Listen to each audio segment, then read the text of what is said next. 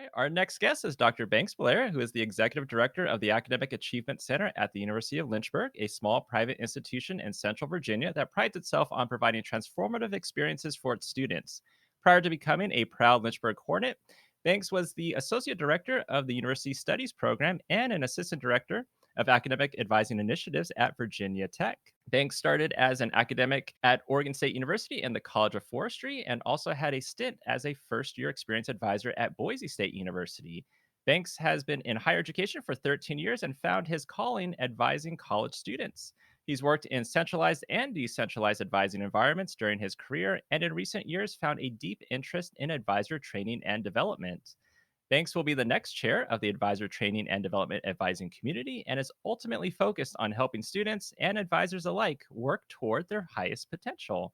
Banks, welcome to the podcast. Thank you, Matt. Thank you. It's great to be here. Thanks for that wonderful introduction. I appreciate that. Yeah, really interesting introduction, and we will have plenty to delve into. But I know we were talking just beforehand that you have listened to the podcast, so you know the question that's coming, which Kevin Thomas dubbed the origin story.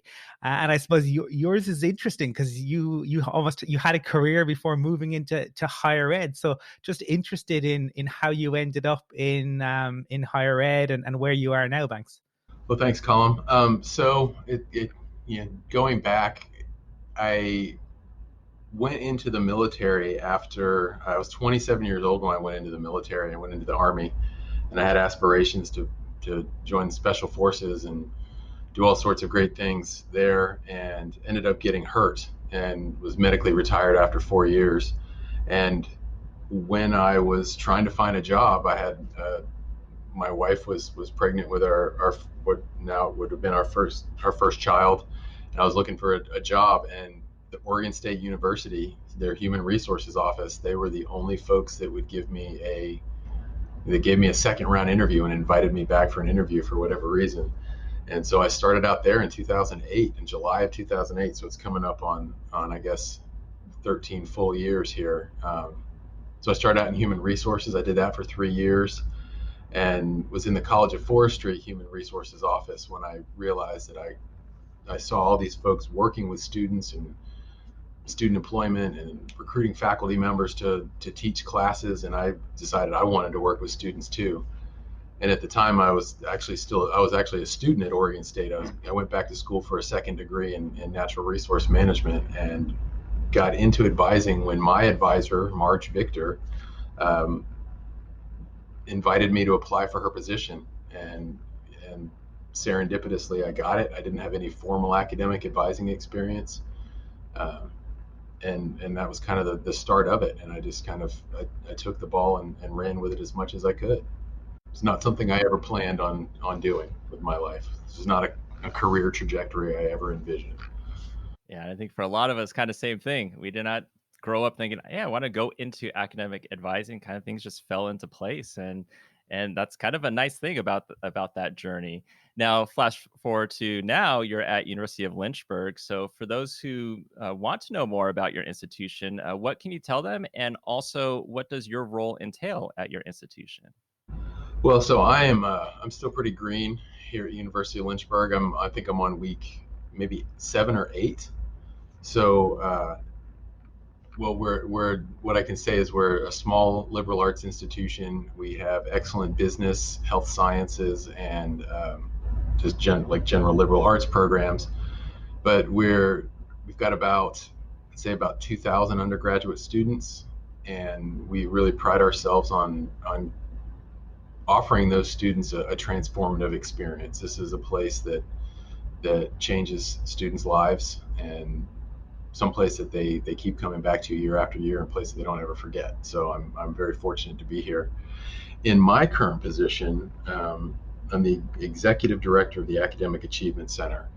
And what that means is I work with a team of directors who oversee first year programs, first year initiatives, which includes first year academic advising and a first year experience program with all the events and co-curricular opportunities for students.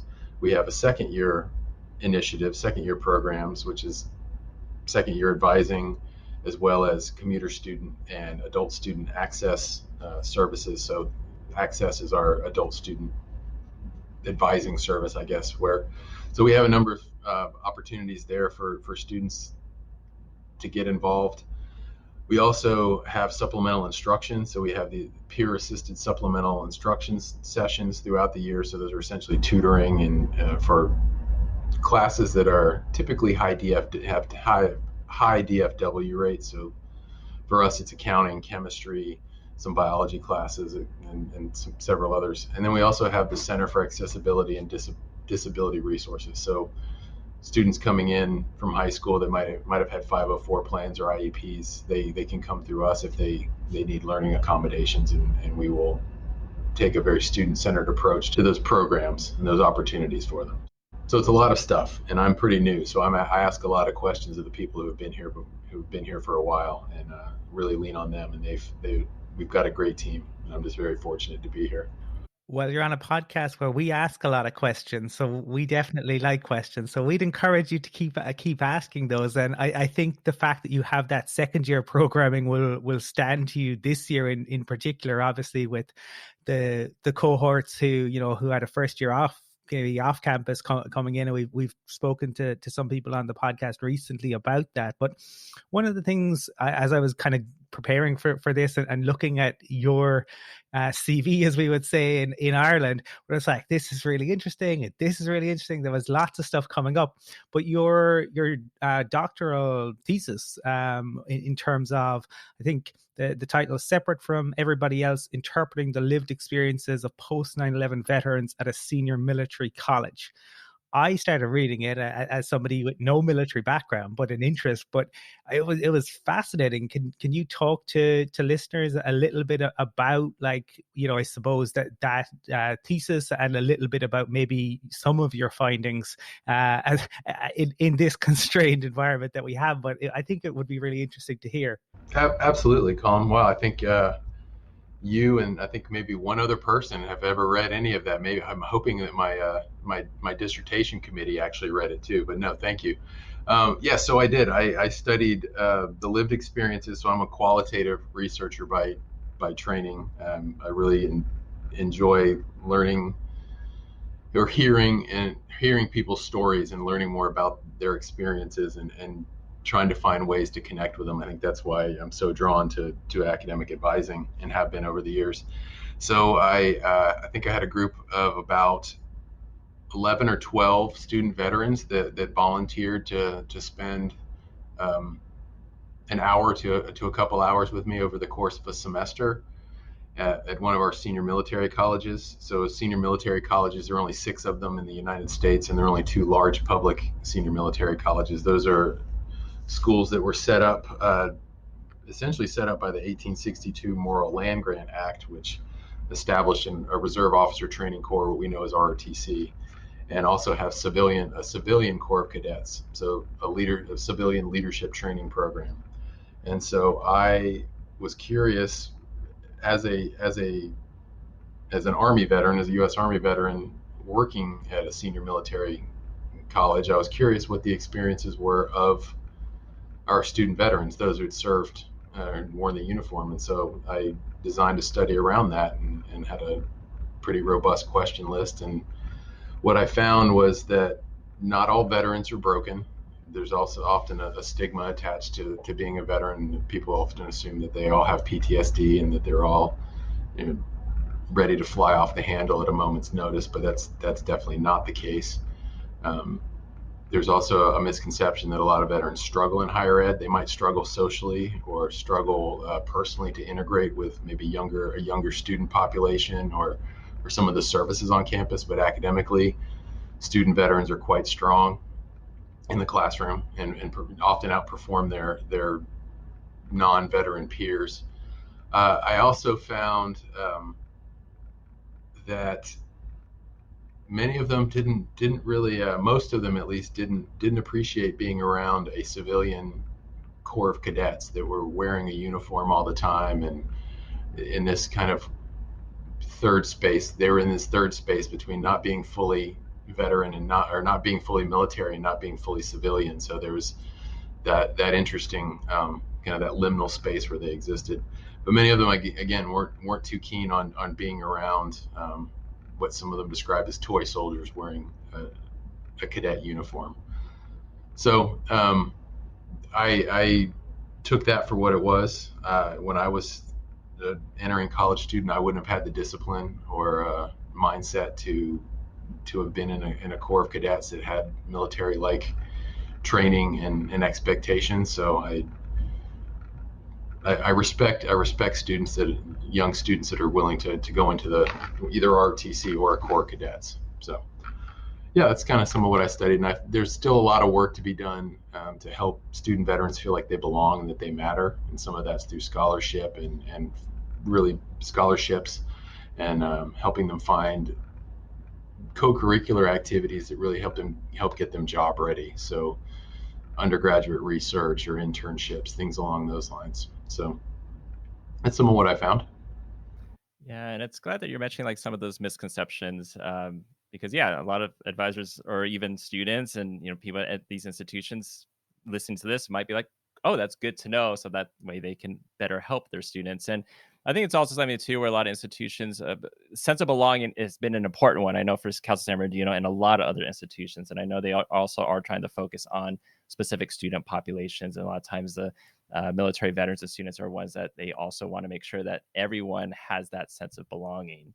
Now, you've done a lot of things within NACADA through your time in advising. And one of the things is you're going to be presenting a presentation. And I believe you might have presented this already, but we'll be presenting at the Ohio conference. Can you talk more about your presentation as well as the inspiration behind it? Absolutely. So thanks, Matt. So I did. I presented. So it's the title of my presentation was "Hard Work with a Full Heart on Being a Quiet Professional Advisor." So quiet in parentheses. I presented this at the NACADA Region 1 and 2 combined virtual conference this past spring. It's a concept I've kind of bounced around or kind of thought about for a while. In advising, it's something I want to eventually turn into something like an Academic Advising Today article. So quiet professionals, at least, so that's a term that has military and kind of service, firefighting and police and law enforcement connotations, but it's specifically quiet professionals were special forces operators, Green Berets, and it's a kind of a mindset and an ethic that's prevalent through special operations in the military. I was fortunate I didn't make it into special forces, which was my goal. I got hurt and did some time in the big army, and then made it back into special operations through psychological operations, where I got to be around a bunch of great individuals and jump out of airplanes and learn another language and do all sorts of stuff before I got hurt again and then retired. But quiet professionalism is this. It's this mindset where you're putting the mission first. You're doing the hard work. You're grinding through the work, not just for yourself, but for the betterment of your team, the people around you, and ultimately the mission that you're trying to accomplish. So it's something I've thought a lot about over the years and how it could be adapted into something that helps advisors develop. Because over the most, at least past 3 years, I've gotten a lot of experience working in advisor development, training and development, whether it's through NACADA or at my previous institution at Virginia Tech. I had a great opportunity there from Dr. Kim Smith. And so I just kind of, I made it into the ELP class, the 2019-2021 Emerging Leaders Program. And one of the things we set goals. So one of the goals that I set for myself was to do a solo presentation. I'd only done group presentations or presenting with somebody else. So I decided that I was going to finally put something together, and was fortunate a little bit before I had to have all that turned in. I found a series of essays from a former Coast Guard veteran named Rob Shaw, who operates this Mountain Tactical Institute. It's a tactical athlete training institute in Wyoming, and he gets firefighters, wildland firefighters, future military operators, all sorts of people who are just going out on big hunting trips. He gets them physically ready, physically and mentally prepared to go out and do that hard work. and he penned this series of essays on quiet professionalism, and I was able to take what he used and kind of flesh it out more into how it applies to advising. So yeah, there's some key tenets of quiet professionalism that are important to note. The first one is always placing the mission first, and that mission can be contextual. Sometimes it's the student sitting in front of you and helping them, whether it's find classes or adjust to college or change their major, or supporting your team that's working through orientation. We're just coming off of our orientation season, so whatever, at least in my role, whatever I had to do to help the team accomplish our mission, which was give our students a great orientation experience, I was willing to do. The second tenet is hard work with a full heart. So there are days when you don't want to do the work, you don't want to get up and grind, and you don't want to get after it, but you do it because you know that, one, ultimately you love it, but you know that it's going to help the person beside you on your right or your left. A third tenet is understanding the difference between experience and wisdom. So lots of people have experience. I have a lot of experience, but I don't feel like I always have a lot of wisdom. Wisdom is that sage-like advice that you can get from people who have seen things and experienced things and have been able to step back sometimes and give you a different perspective and give you a different way to look at things. Number four, one of the fourth tenet is knowing what to do is easy, and actually doing it is hard. So oftentimes we know what we need to do or students need to do, but being able to sometimes articulate it or help them find a clear path to where they need to be is hard. And the same with us as advisors in our careers. Lots of advisors I've talked with aspire to get into leadership positions and think just because they've gotten X number of years under their belt that they're owed or they're due. Well, I shouldn't say lots of them, but some. That's not fair. Or in just life in general, maybe not even advisors, but some folks feel like if after they have years of experience that they're owed a promotion or at the next level, but really it comes to doing the hard work to get where you need to be. Continuous professional learning is one of the tenets as well. So constantly striving to get better, whether it's reading books, attending NACADA conferences for advisors, or other, there are also plenty of other great organizations, ACPA and NASPA and so on. Doing your work with dignity, that's one of the other tenets. So again, like pride in the work you do. Sometimes it's just reading transcripts and articulating, just doing grade plans or graduation plans for students, or it could be bigger projects. Number 7 and one, like that was number 6, but like one of the seventh tenet is embrace the suck. And I've had to explain that. I did that during my presentation because I saw the eyes on the Zoom screen of like, ooh, what does embrace the suck mean? Well, that's kind of doing your work with dignity, even when you know that the avalanche is, like for us, we're getting ready to roll out a new student information system in early July, and it's not all the way there. And so we know the avalanche is coming down the mountain, and there's nothing we can do to stop it, but we've got to we've got to figure out how to go over it, go through it, or go around it. And so, and just embracing that we're all in it together, and we're focused on what we need to do to help the students. So we're just kind of embracing that shared suck. It's going to be hard. It's not going to be always that much fun, but we're in it together. And then the last one is just gratitude. So like the last tenet of this quiet professional mindset is gratitude, being grateful for the people that you work with. I'm very grateful for the team I get to lead right now. A lot of times I feel like they're leading me since I'm so new, and I'm just embracing that, but I'm grateful for the work they do for our students and the work they do for the rest of us. So yeah, so that's kind of what quiet professionalism is. And I will be presenting it at the Cincinnati conference, the 2021 annual conference, and I'm really looking forward to getting to do it in person this time. So yeah, I hope if anyone is there and they see that and like to attend, I'd love to have you there and ask some questions. One thing I will do during the presentation is I've got a set of reflections for advisors to kind of think about how they could fit some of these aspects into their advising practice as well. So I think you've done a great job of whetting the appetite of our listeners and getting them interested. I think we're referring to us all as students because that desire to continuously learn it is there as well. Now, you are certainly a goal setter and somebody who goes after their goals, because one of the other goals you set for yourself in the ELP was to run for chair of the advisor training and development community. And you did that, and you will be the incoming chair, or you are now the incoming chair. Can you talk to us a little bit about that particular? I know you're involved in a number of different communities, but maybe we could start with the advisor training and development community. Absolutely. So thanks, Colin. So I was invited. I met Gavin Farber, who's our current chair. He's at Temple University. He's a fantastic person and excellent at what he does, both as an advisor and a NACADA representative. But I met him at the conference in Louisville, and I don't know if I don't think I'd ever met him before, but he invited me. Somehow we got talking. He ended up inviting me to be on the steering committee for the advisor training and development advising community.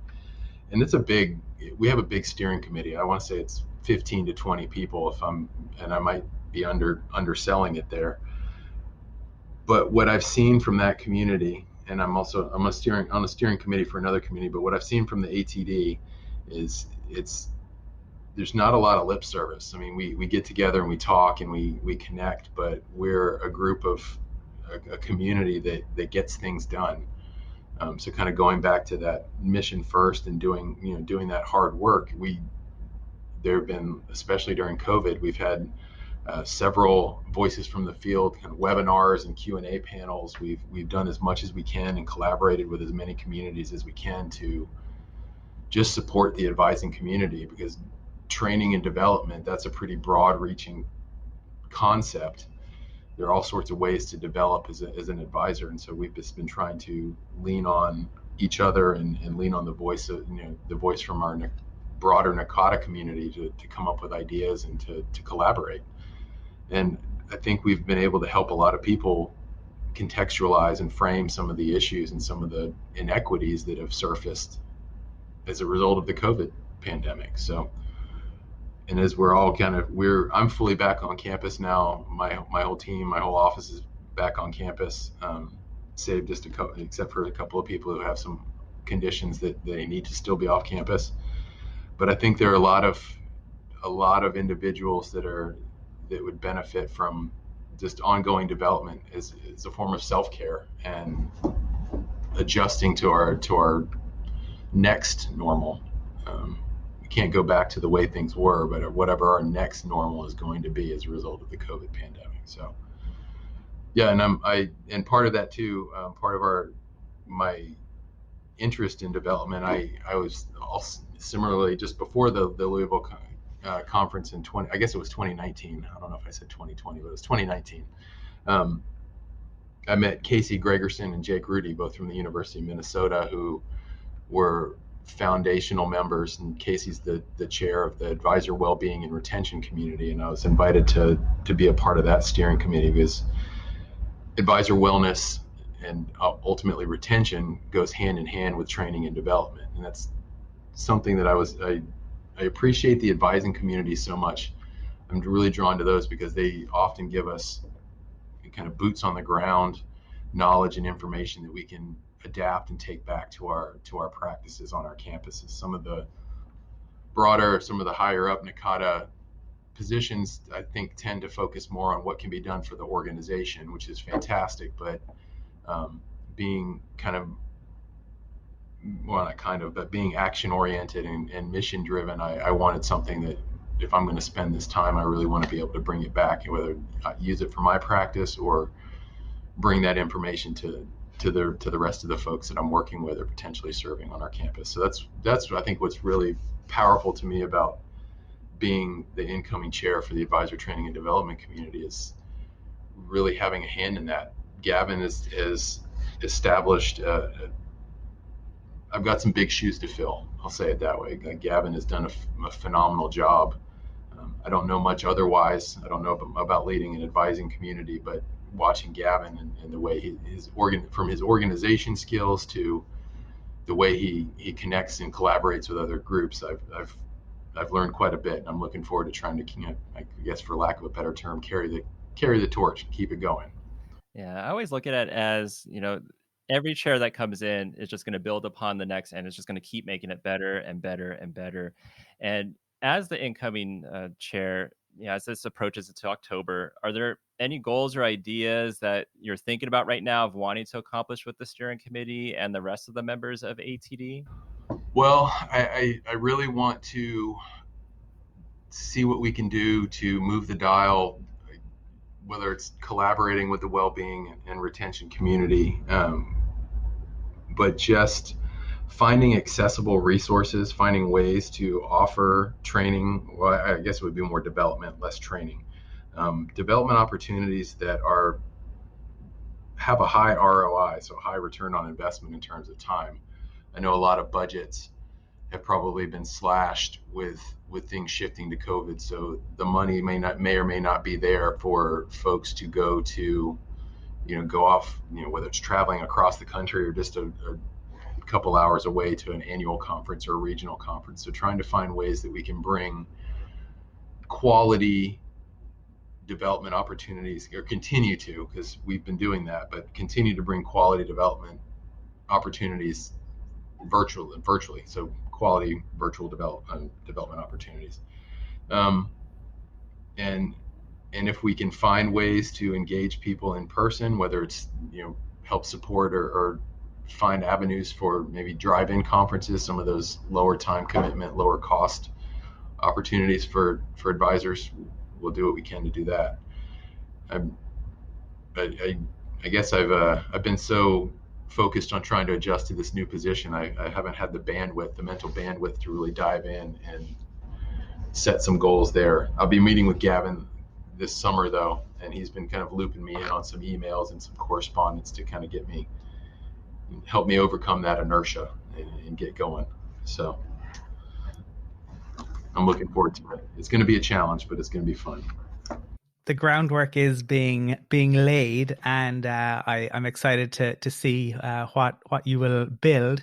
I think one of the things that's really interesting, Banks, I mean, the way in which kind of you outlined the quiet professional advisor, that philosophy, I think listeners will be able to take a lot away, and even in terms of what you've been talking about with the advising communities. But one of the things that maybe we could also ask you about, you have worked at, I suppose, a number of different institutions and moving. And I suppose even when we talk about retention, I suppose it's about retaining advisors within the field. But part of it is going to mean that, life within higher ed, people change institutions, but change can be difficult and change can sometimes be scary in making that move. So I suppose as somebody who has experience, who is a leader in the field, just interested in your thoughts on changing institutions, any insights you might offer to listeners. Absolutely. Thanks, Colin. So this University of Lynchburg is the fourth institution I've worked at in 13 years.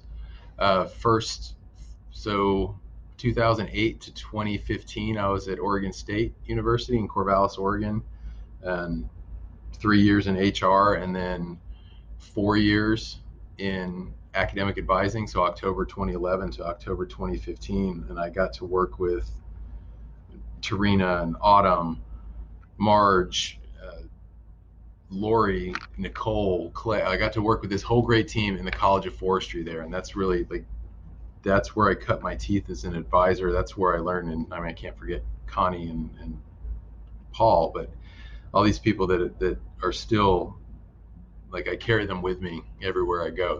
They're part of me, and so it was hard to leave there in 2015, but I left there in 2015 to take a position as a first-year experience advisor at Boise State University. I was at a point where I'd finished. I had started when I finished my degree in natural resources, and I was actually advising natural resources students. So I was advising for the program that I graduated from when I got out of the Army.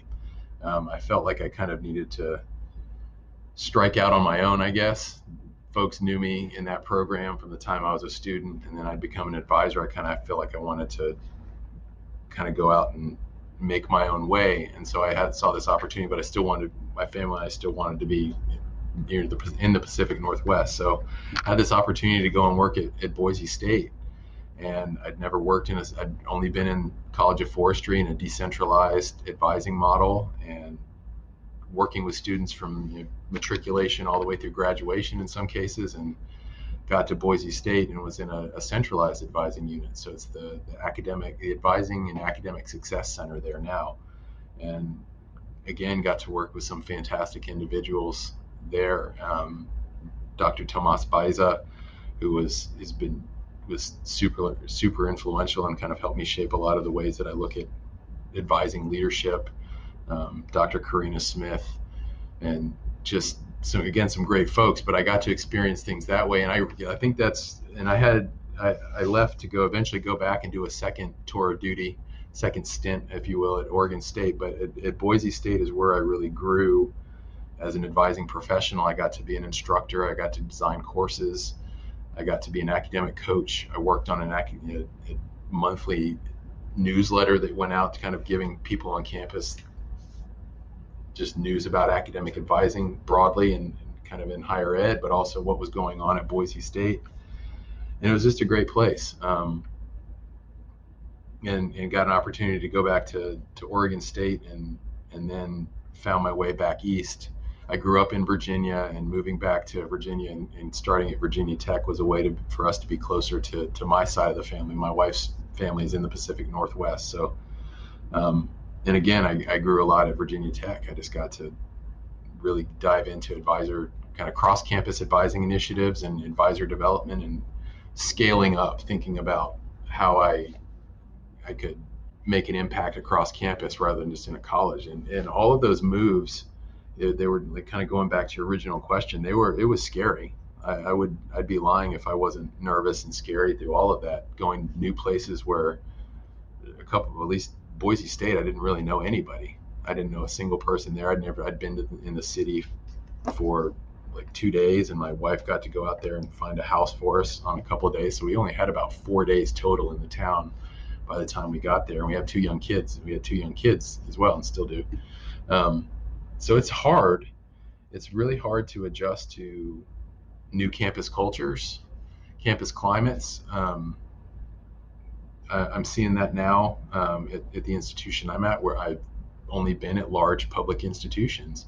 And now I'm at a small private liberal arts focus. And two of those first three were land grant institutions. So at land grant institutions, you've got a lot of engineering, ag, a lot of the hard sciences, lab sciences. I shouldn't say hard sciences, but so it's a different environment here, different culture, and the people are still the same. Or, I mean, not the same, but like this, they're all similar. You find different pockets of individuals, but most people are student focused and really care about the community and the work that they're doing. So that if you can find those pockets of people, I think if you switch an institution, because sometimes you have to do that to get ahead. I've had to work long and hard to get to this position. I've had to go back to school and get more education than I ever thought I wanted to.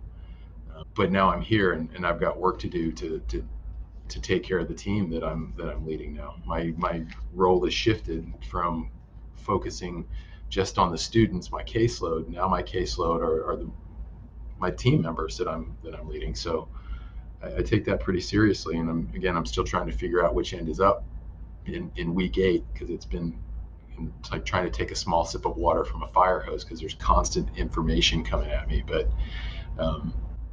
I'm excited for the challenge. I think that's part of it too. If you're up for a challenge, changing campuses can be a great thing. As long as you can kind of figure out what you're getting into ahead of time, it can be an exciting time. Very exciting. It's almost like a fresh start sometimes. You can't get rid of, you still take your past with you, and you take those experiences and what you've learned. And if you can take those and hopefully shape things for the better at a new institution, that ultimately can play out in a lot of success, whether for you, your team members, or your students. So yeah, lot of different emotions that probably go into that. I mean, exciting, but super scary at the same time. It's not like changing a position at your institution. You're still at the institution, it's a different department. You're picking up and moving, going somewhere else. Yeah, excitement, doubt, and yeah.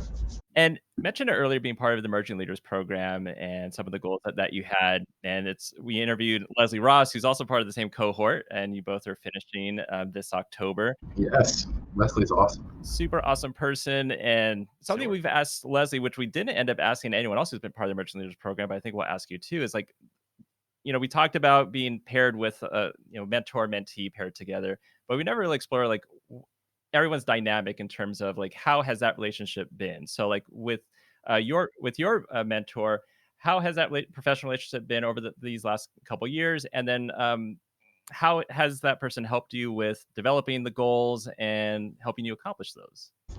That's fantastic question. So my mentor is Ross Hawkins. He's the director of the Advising and I think it's the Advising and Transfer Center. I know that he just recently, within the time that I've been in the ELP, he just became the director of that center at Missouri State University. Ross and I had the opportunity to meet. We invited him actually to Virginia Tech to give. We were going through a change in our student information system where we were going to have our advising notes, the reports that we took after our advising appointments, have those visible so students would be able to see those. And so we invited him to come to Virginia Tech as a consultant because he had expertise in that field, and he did a wonderful workshop. But I got to spend some time. I picked up Ross at the airport, and we had a meal together at one point and got to take him back. But we got to spend some time together prior to I guess we had been, so I guess I'd been going to some of the ELP meetings. I was in the ELP, but hadn't officially been assigned our mentor yet. But I had the opportunity to spend time with him and get to know him, and we just clicked from the start. So when we went through if anybody's ever been through the ELP, there's a speed dating round where you get to where you get to go through and ask all the different mentors questions and talk about your goals, and they talk about what they're hoping to get out of the program, and you rank your folks and that you like to work with. And Ross was my clear-cut number one, and I'm just fortunate that we ended up getting paired. So our dynamic has been pretty great. We're again, he took on a director role, and I just recently went from an associate director at Virginia Tech to this director position here. So more recently, especially since I've switched, it's been harder for us to connect, but like we've pretty much developed, and I don't know if it's the same for everybody else, but I feel like we've developed almost a lifelong friendship at this point, where we can share moments from our lives that are important. Like he's a great friend, even though he's in Springfield, Missouri, and I'm in now Lynchburg, Virginia. We've got a pretty great connection, and I'm looking forward to staying connected with him even after the ELP class is over. But he's helped me think about, especially when I was running for the ATD chair, he really helped because he'd been a chair of the transfer community, which is another large community in Nakata. He really helped me conceptualize and reframe some things in my platform statement and tips and pointers along the way. He's helped with interviewing for for other positions, which I know is not necessarily part of the ELP class, but just that friendship we've developed. He's been there. He's just been such an important part of my life since then. And I hope that's the case for everybody who goes to the ELP, where they can help them grow as a member of Nakata, but also help them just grow as a person and as a professional. I can't speak highly enough of Ross, and I'm fortunate that Lee and all the other people behind the scenes, and Lee Cunningham and all the other people behind the scenes in the Emerging Leaders Program were good enough to pair me with him. I'm very grateful. But yeah, the ELP has been fantastic. It's a great way to learn how the organization works, and how you can make some positive changes and really kind of pay it forward would be the best way to think of it. It's a great way to pay it forward.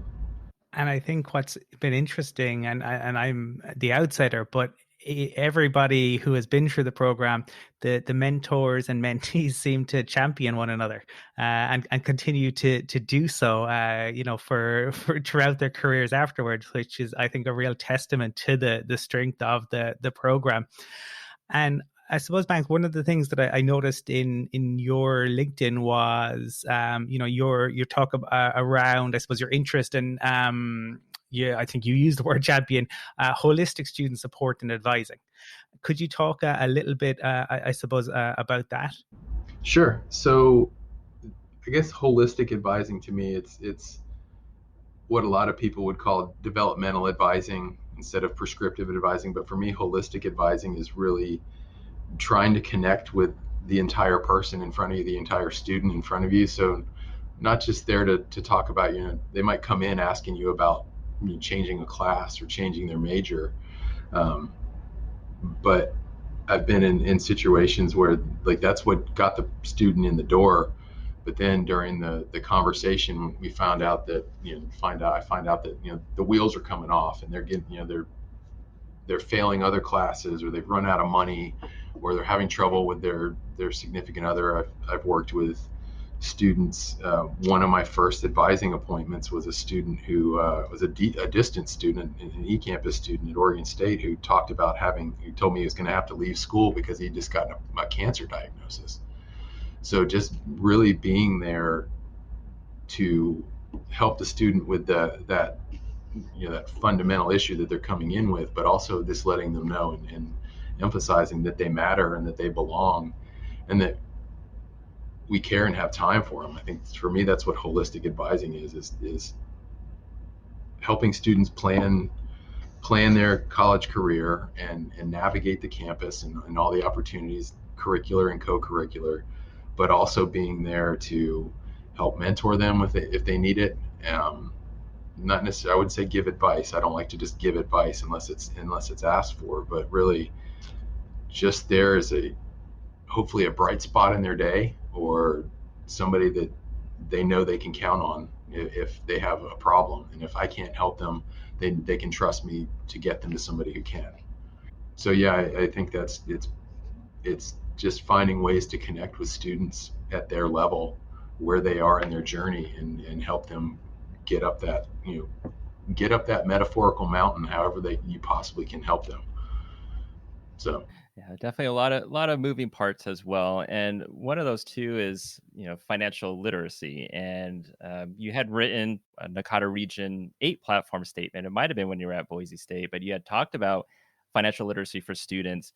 So I guess from your experience, how can advisors or even higher ups within advising help students with financial literacy, or incorporating that financial literacy education in the academic advising process? It's a huge, what can be a huge issue. Um, I am not a financial expert by any stretch. At one point in my life, my credit score was in the garbage. Um, Fortunately, my partner, my wife, is she stayed on me for a while, and we were able to like work together to get my credit score back up. Um, but not know, I guess I just went into it as a college student. I didn't know how to manage my money. I got to college, and the only like pre-college talk that I got from my dad, my parents, was don't get arrested. I'm not bailing you out. Like that was all I was told. And then I was turned loose with a debit card and a bank account and a meal plan that had a certain number of swipes. And I didn't know how to, like, I didn't even know how to do laundry. So like when I got to college, it was, I think within probably 2 weeks, my bank account was overdrawn, and I didn't even understand why. I didn't know how checks worked. Um, but financial, and especially like, so helping educate students on first how to manage their money is to me wildly important, because college is a lot of time and a lot of effort, and it costs a lot of money, and we want students to move through this space as efficiently as possible. But when it comes to advising as well, um, making sure that we're doing our due diligence to make sure that, or to, I guess, not advise students towards classes that they don't need in their curriculum, I know that oftentimes degree plans have electives and students can choose to take some stuff, but having worked with non-traditional students and so many transfer students over the years, really just being cognizant of, like, they're doing college on a budget and they want to maximize as many credits as they possibly can. So finding those hidden credits in their transcript from years ago that might be applicable towards, just one more class, is super, I think, is wildly important. Just putting in the time and doing those appeals or those substitutions if they're not compromising the integrity of a degree plan. But also too, when it comes time for like adding or for dropping classes, especially making sure that students are remaining financial aid eligible.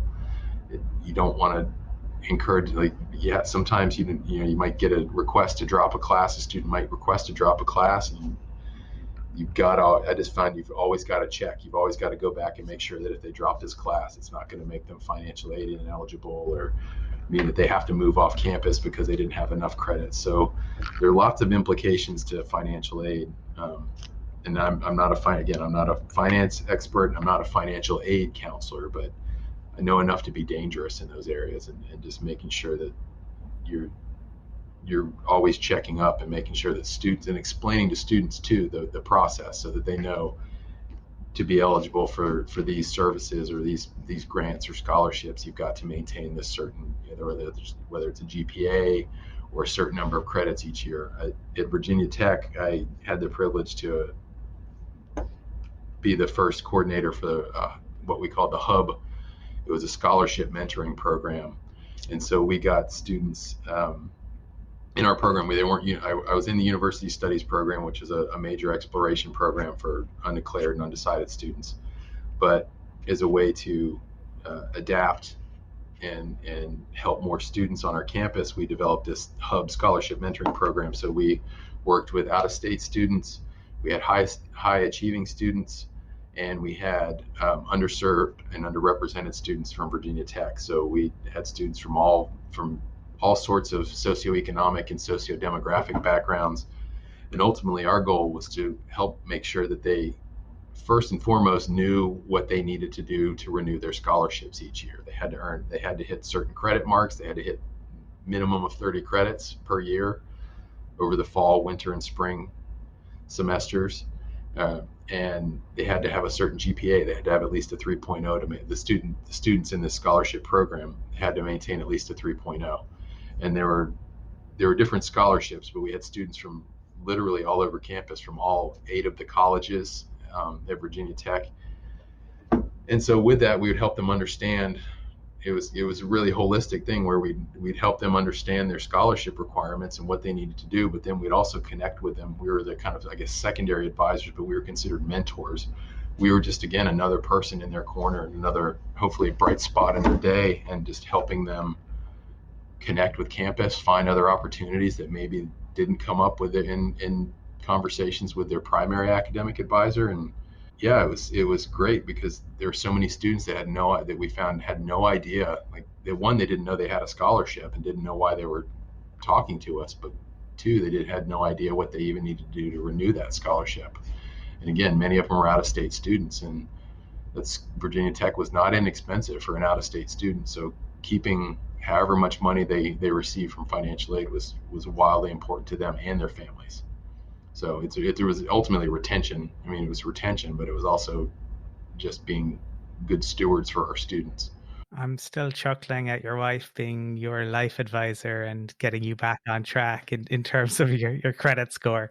My wife is the most intelligent person that I've ever met in my life. She knows so much about so many different things, and yeah, she my credit score was in the garbage, and we worked together and stayed on it, and that's really inspired me to have some of those sometimes. And they're often, and money is a very personal thing too. Finances are a very personal topic to discuss with students, and can sometimes be a little sticky or uncomfortable even. And so just being comfortable enough to say, I've been there. I've been to a point where I was an athlete. My first time through college, I was a student athlete, and eventually had to get a job because I was not going to be able to. I didn't have any athletic scholarship money, and my grades weren't such that my academic scholarship money was really going to carry me. So I had to get a job, and had to learn some of that the hard way. I had a lot of growing up to do, but being able to have those conversations with students that say, I can't for a minute say that I understand what you're going through, but I think I can relate to it. And if you'd like to know how I worked through it, I'm happy to share that with you, and just being comfortable sharing that with students. But yeah, where I am now with my, I guess, relationship with money and finances is I owe so much of that to my better half. Well, your ability to be empathetic, I think with students shines through, Banks. And there's loads more that we could cover. I think we'll have to get you back on because there's plenty more we could discuss. For our listeners who have been listening to you for the best part of the last hour and are thinking like, this guy, he has lots of great ideas. I'd love to find out more. I'd love to connect with him. How can they go about doing that? Well, you can find me on LinkedIn. I'm not a big social media person. I have a LinkedIn account, and I think I have a Facebook account so that I can see what parents and family are saying about our institution. But I'm not an active social media person. But yeah, if they look me up, they can find me at the lynchburg.edu website. If they look up Banks Blair, they should be able to find me there and email me. I'm happy to connect with pretty much anybody. We're all in this together. And the more people, the more we can be paddling in the same direction. I think the sooner. I'm also big on like cliches and metaphors, but like the more we're paddling in the same direction, I think the further we'll get is a society in higher ed, and the better we'll do helping our students and our futures. So yeah, I'm happy to connect with anyone who's interested. I've been told I've lived a number of different lives, so I'm happy to share that. Well, thank you for sharing it with us and with our listeners. This has been really fantastic. Thanks. Well, thank you, Colin, and thank you, Matt. This has been a real gift. I listen to the podcast all the time, and never thought I'd ever be on it. So thank you so much for this opportunity.